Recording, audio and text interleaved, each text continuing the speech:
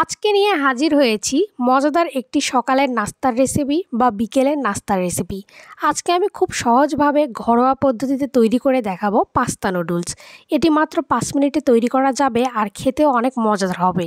এজন্য ভিডিওটিতে একটি লাইক দিয়ে সম্পূর্ণ ভিডিও দেখবেন। প্রথমে একটি কড়াইয়ে পরিমাণ মতো জল নিয়েছি, সামান্য পরিমাণ জলে লবণ দিয়ে দিলাম। এবার জলটা ভালোভাবে ফুটে উঠলে এখানে অ্যাড করে দিতে হবে পাস্তাগুলো কিছুক্ষণ সেদ্ধ করে নেওয়ার পরে এখানে নুডলস দিয়ে দিতে হবে।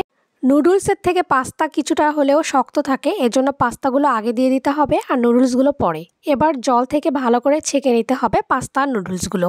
এবার একই কড়াইয়ে পরিমাণ মতো তেল দিয়ে দিলাম। তেলটা গরম হয়ে গেলে এখানে কয়েকটা জিরা ফোড়ন দিয়ে দিতে হবে আর 2টা বড় সাইজের পেঁয়াজ খুব সুন্দরভাবে কুচি করে নিয়েছি, পেঁয়াজগুলো এখানে অ্যাড করে দিলাম।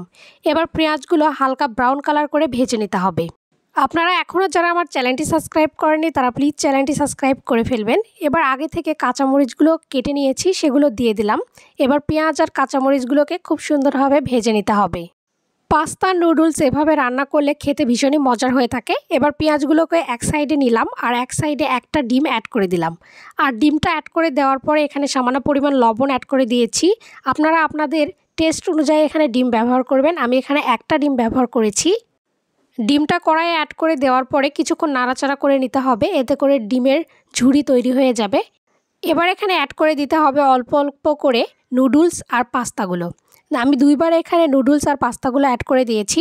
এবার একটা নুডলসের যে প্যাকেট মশলা রয়েছে সেটা এখানে অ্যাড করে দিলাম। নুডলসের প্যাকেট মশলা অ্যাড করে দেওয়ার পর খুব সুন্দরভাবে হাতা দিয়ে নাড়াচাড়া করে নিতে হবে। এখানে আপনারা অবশ্যই লবণের পরিমাণটা কম ব্যবহার করবেন, কারণ নুডলসের যে প্যাকেট মশলা রয়েছে সেখানেই সব কিছু দেওয়া আছে। এর পরবর্তীতে এখানে আরও একটা প্যাকেট নুডলস ব্যবহার করলাম। এবার সবগুলো উপকরণ একসাথে খুব সুন্দরভাবে নাড়াচাড়া করে নিতে হবে। শেষ পর্যায়ে এখানে অ্যাড করে দিতে হবে টমেটো সস। এখানে সামান্য পরিমাণ টমেটো সস দিয়ে দিলাম। এবার খুব সুন্দরভাবে নাড়াচাড়া করে নিতে হবে। টমেটো সস এখানে অ্যাড করে দেওয়ার পর অবশ্যই গ্যাসের ফ্লেমটাকে লো ফ্লেমে রেখে দিতে হবে আর অনবরত খুব সুন্দরভাবে নাড়াচাড়া করে নিতে হবে। এভাবে 2 মিনিট এটা আরও রান্না করে নিয়েছি। এরপর এটা পরিবেশনের জন্য একদম রেডি হয়ে গেছে। এবার ওপর থেকে কিছুটা টমেটো সস দিয়ে দিলাম পরিবেশন করার জন্য। তো ভিডিওটি আপনাদের কাছে কেমন লাগলো তা অবশ্যই আমাকে জানাবেন, আর আজকের রেসিপিটি আপনাদের কাছে কেমন লেগেছে তা অবশ্যই জানাবেন।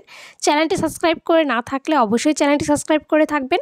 আর আমি ঘরোয়া রেসিপিগুলো অনেক সহজ সুন্দরভাবে দিয়ে থাকি। আশা করি এই রেসিপিগুলো আপনাদের অনেক ভালো লাগে। ধন্যবাদ সবাইকে ভিডিওটি দেখার জন্য।